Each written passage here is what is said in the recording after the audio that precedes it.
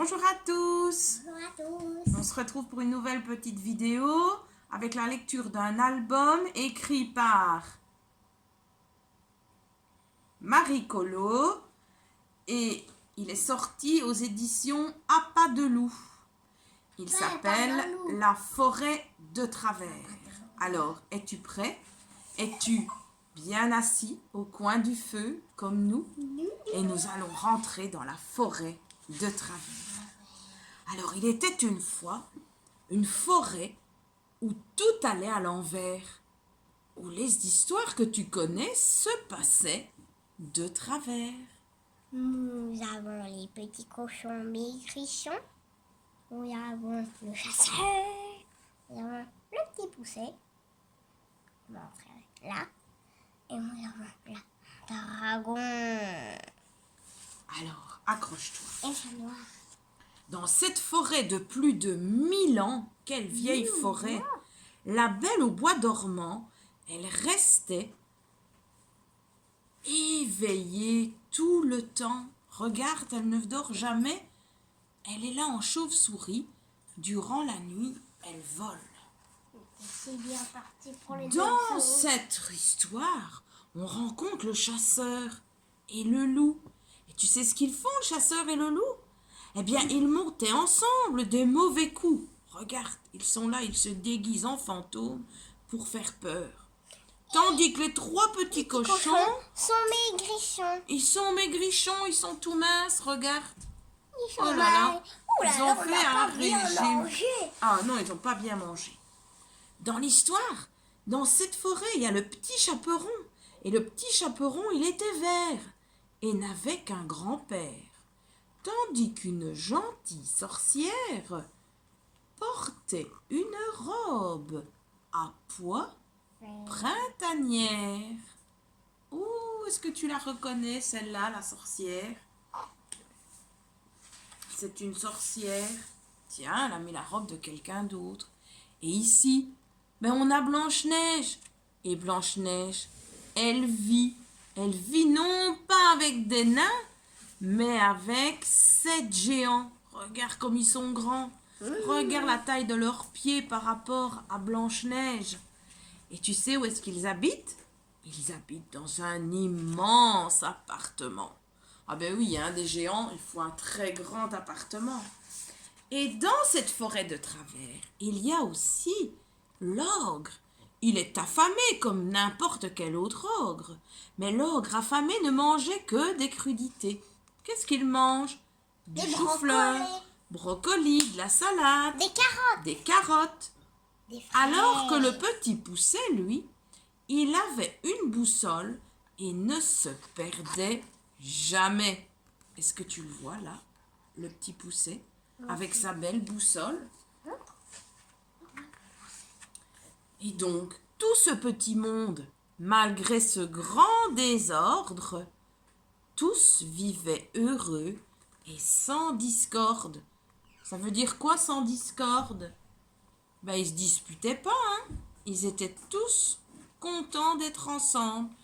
Pas de chamaillerie. Tout se passait bien dans cette forêt de travers. Mais, un lundi, l'inspecteur des histoires parfaites apprit que dans la forêt de travers, les habitants faisaient le contraire de ce qui était écrit noir sur blanc dans les contes depuis longtemps. Regarde cet homme qui est chez lui Ce n'est et pas qui noir et blanc. regarde dans ses livres, qui connaît ses contes par cœur. Et donc, il dit, c'est n'importe quoi, il faut tout remettre à l'endroit. Il débarqua avec sa horde de contrôleurs pour rectifier toutes les erreurs. Ils ont tous des gommes en dessous de leurs bras. Oulala. Ils vont gommer certaines choses. Grâce à son grand livre d'histoire, il remit jusqu'au soir, chacun à la bonne place et au bon endroit, hélas. Regarde, Blanche-Neige, elle doit retourner avec les 7 nains. On vient faire prisonnier l'ogre. Les 7 nains, 100% nains, ils sont enfermés dans une cage. Et on remet en couleur les vêtements du petit chaperon vert. On le remet en rouge. Regarde. Oh là là, elle n'est pas contente. Ah non, là, elle apprécie pas. Ils ont trop exagéré. Dans la forêt, on n'entendit plus que des pleurs. Le loup. Quelle le petit tristesse, chaperon rouge, quel malheur. Les habitants avaient le cœur fendu et s'ennuyaient à mourir, bien entendu. La mamie, les trois petits Regarde cochons maintenant, la forêt elle a blanchis. été remise à l'endroit, mais Bien. tout le monde est triste. Mais au revoir, Poppy. Tout le monde est triste. La méchante sorcière ricana. Nom d'un balai! Il faut arranger ça. Dans son grimoire maléfique, elle dégota une potion magique qui donna aux habitants gnac une idée bien démoniaque. Ils échafaudèrent un plan infaillible pour jouer un tour terrible à ce monsieur qu'avait tout changé sans le leur demander. Ah ben oui, ils se sont mis autour de la table. Ils ont dit on va pas se laisser faire les amis. Et on va remettre tout comme c'était avant. Et donc regarde, la sorcière va faire une potion magique et ils vont se mettre d'accord pour qu'on leur rende leur liberté. Il y en a qui montre.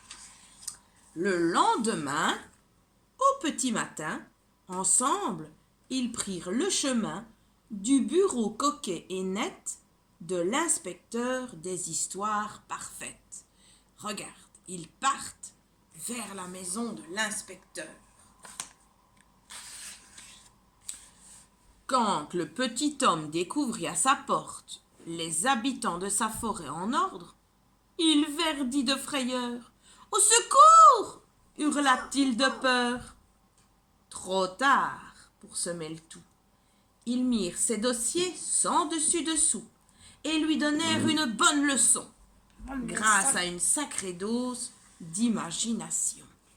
Regarde, ils forcent la porte et ils viennent mettre le désordre dans cette maison si parfaite de l'inspecteur. Arrêtez, pitié, je suis désolé. L'inspecteur se mit à pleurer. Comme un gros bébé. Pire qu'un gros bébé. Il reconnut tout de suite son erreur et promit de remettre dans l'heure, non, dans la minute, chaque conte tous azimuts. Il déclara même d'un ton solennel que ces histoires à l'envers étaient belles et méritaient d'être racontées, elles aussi, le soir, dans les foyers. On a des petits. Regarde, il est pris de remords, il a peur. Il y a des Et donc il dit, eh bien oui, tout compte fait, et si on laissait la forêt comme elle était? Pour le remercier, les habitants n'étaient pas rancuniers, ils l'emmenèrent vivre au grand air, loin des règles et des formulaires, dans leur forêt de travers. Où est-ce qu'il est, l'inspecteur? Il est là. Et là. Il est là sur le balai. Et tu sais quoi? Le petit bonhomme, eh bien, il s'amouracha de la très gentille sorcière à la robe à pois. Regarde, il cache un bouquet derrière son dos et il pense au petit pois. Ensemble, ils vécurent heureux des jours radieux ou orageux dans la forêt où désormais chacun vivait comme bon lui semblait. Où elle est la belle au bois dormant? Alors, elle est là, la belle au bois dormant. Regarde, tout le monde a pu reprendre sa place et notre petit inspecteur va vivre des jours heureux. Il a troqué son costume noir pour un joli costume à pois et il va vivre heureux avec ses amis de la forêt de travers.